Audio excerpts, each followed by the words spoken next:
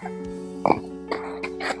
geng, Assalamualaikum. Aku rasa Gen Z sekarang tak kenal kot mak-mak kita dulu. Sinilah tempat dia orang menggiling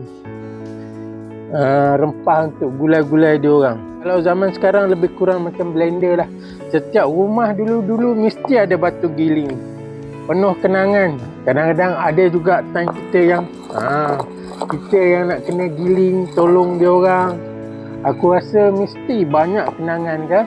Bunyi dia tu, dia boleh ketuk, giling. Itu antara salah satu teknik dia, ketuk-ketuk cili tu nak bagi lunyai, dia giling. Aku rasa korang mesti ada kenangan dengan batu giling macam ni. Okey, sampai jumpa lagi geng. Bye.